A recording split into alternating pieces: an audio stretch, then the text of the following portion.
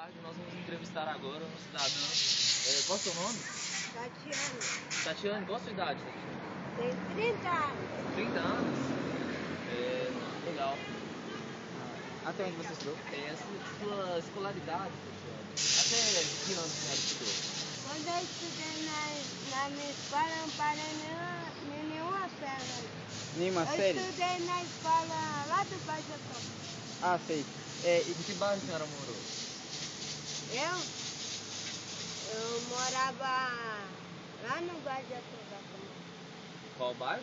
Eu morava lá no Baixo Jatobá. Jatobá. Jatobá? Isso. Ah, tá. O nome fala assim. E você estudou até que ano? Você lembra? Só minha mãe que sabe. Sua mãe, ela ainda é viva? Qual é o nome dela? Minha mãe chama Vânia Mendonça de Abreu. Vânia Mendonça de Abreu. E ela mora lá no seu bairro também, bairro do Jatobá? Não, eu morava lá no Baixo Jatobá, mas só que eu não moro lá mais não. Onde a senhora mora? Meu tio morreu. Eu moro lá no bairro CTB. Qual bairro? Eu moro lá no bairro CTB agora. Tem 2 filhos. Isso. 2 filhos? Onde é que ela Trabalha. Seus tá. filhos estudam? Estão em quantos anos eles têm? Eu tenho um menino de 11 e uma menina de 3 anos que fica na creche. Ah, legal. E a senhora trabalha com o quê? Não, eu só fica que só vigiar pra eu ir embora pra minha casa, comprar carro, comer na minha casa. E deixa eu ver se dá o dinheiro. E dá pra arrecadar muito dinheiro com isso? Quê? Dá pra ganhar muito dinheiro com isso? Não. Dá? A senhora pode falar quanto, mais ou menos, por dia? Não, só ganho aqui só 30, tem dia que eu ganho aqui só 35 reais. Dá pra sustentar a família? Tem 100 reais por mês. E isso dá pra sustentar a família? Dá pra comprar leite pra minha filha e dá pra eu comer na minha casa. Ah, Se a senhora pudesse aceitar um emprego, alguma coisa assim do governo, a senhora aceitaria para ter uma condição de vida melhor? Mas eu não tenho emprego. Tá bom, é só isso mesmo, viu, Tatiana? Muito obrigado. muito obrigado. Muito obrigada. Tchau, tchau.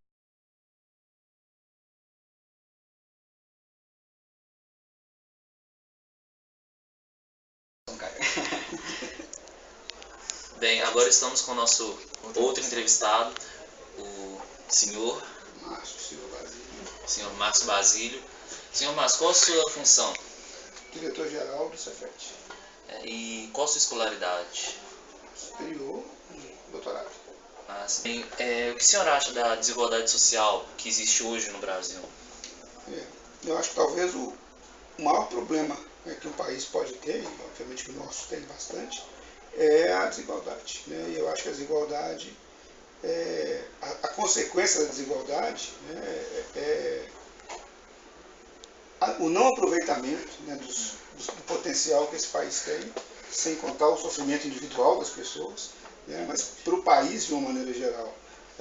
A falta de oportunidades causada pela essa diferença social, pela desigualdade, ela gera uma lacuna de cabeças pensantes que fazem falta. Então, hoje o Brasil é um país com um potencial humano enorme e pode-se dizer que 10% talvez desse potencial hoje pode ser usado porque falta oportunidades para a outra parte se destacar e usar o seu potencial. Sim, claro. E o senhor tenta gerar meios para acabar com a desigualdade social aqui na escola, no Cefet? Sim, eu acho que a gente tem um papel importante nisso.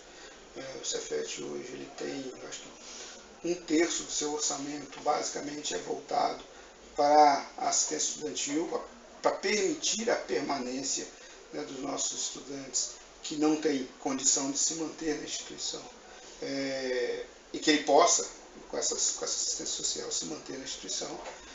Tenta, nesse caso, tirar um pouquinho dessa desvantagem social, para que o aluno se preocupe mais, ou, se possível, unicamente com seus estudos, e menos com a sua alimentação, o seu transporte, na medida do possível. A gente tem um recurso que não é muito grande, a demanda é muito maior, hoje a gente não consegue atingir os alunos com a renda per capita de um salário e meio, como é o limite da cota. A gente trabalha com um limite inferior com as nossas bolsas.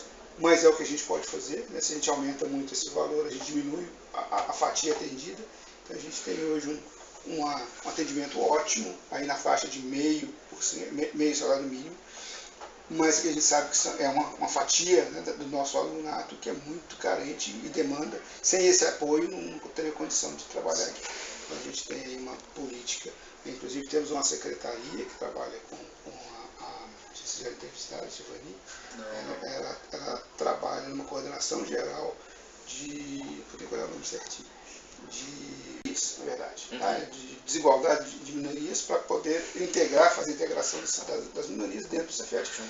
E agora, com as cotas, né, a gente começa a ter esse problema, ou o que a gente imagina que possa ser um problema, que é a integração, né, de uma parcela da comunidade que vem ao Cefet e que, em princípio, ela não teria acesso, né, e ela precisa ser acolhida, ela precisa ter um estudo, um acompanhamento, né, porque a gente prevê que são alunos que vão precisar de um apoio inicial, exatamente para que ela não tenha a oportunidade de ter acesso e se frustre por não conseguir acompanhar, né, o desenvolvimento aqui dentro, que eu acho que isso é uma maldade muito grande, você dá o acesso e negar a permanência. Então esse acompanhamento ele é fundamental. Então a gente tem que trabalhar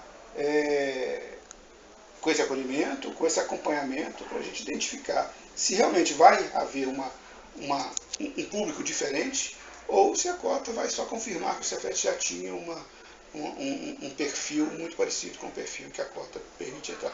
A cota traz para a gente uma outra realidade. Ela traz essa estratificação por turma. Por turma. Então, o que eu tinha antes, alguns cursos que não tinham essa diferenciação, né, de percentual de negros e de classe mais baixa. Certo.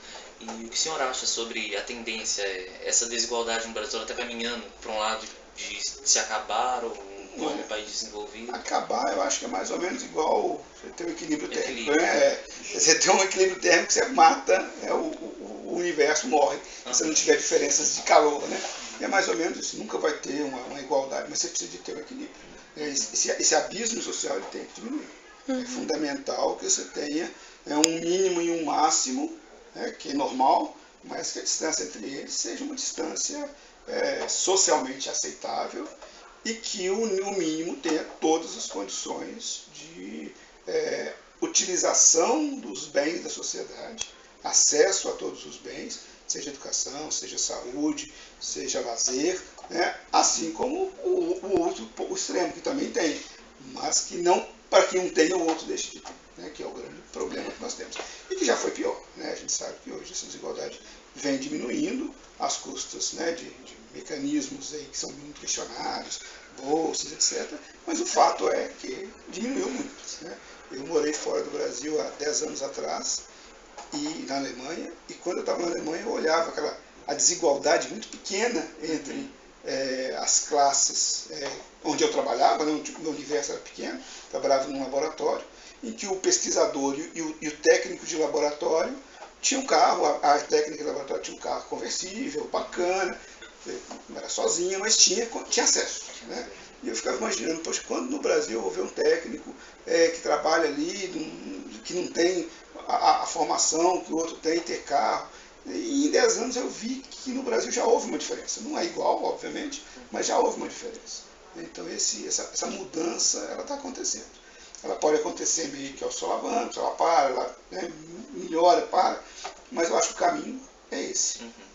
Quando nós vamos chegar igual a um país europeu, eu acho que talvez demore muito. Mas são ações que vão sendo tomadas, né? A própria lei das empregadas domésticas. Você começa a incluir as pessoas dentro do ordenamento jurídico. A partir do momento que você tem o ordenamento jurídico, nada mais pode ser feito para prejudicar esses acessos. A lei das cotas é mais um ordenamento jurídico. Quer dizer, juridicamente você vai fazendo com que a sociedade aceite e acostume, né, e não tenha outra opção a não ser tratar os desiguais de uma maneira mais igual. E passa a dar oportunidades. A partir do momento que você passa a dar oportunidades, a coisa é retroalimentada. né? O que tem oportunidade, ele passa a se destacar, e isso começa a chamar a atenção de quem administra o sistema, e é irreversível, você não consegue mais voltar atrás. Então, eu acho que o caminho que nós estamos, que o Brasil está, é certo. É lento? Eu acho que sim. Dá para ser mais rápido? Eu acho que não. Um não pode parar. Eu acho que o caminho é esse. A educação ela é peça-chave fundamental, então essa entrada, né, por cotas, ela é importante. Então eu acho que talvez esses alunos que entram por cota agora sofram um pouco, porque nós não tínhamos condições de recebê-los tantos e em tão pouco tempo. Mas eu acho que antes ter do que não ter. A gente gerando problema é mais fácil resolver do que ficar esperando as condições.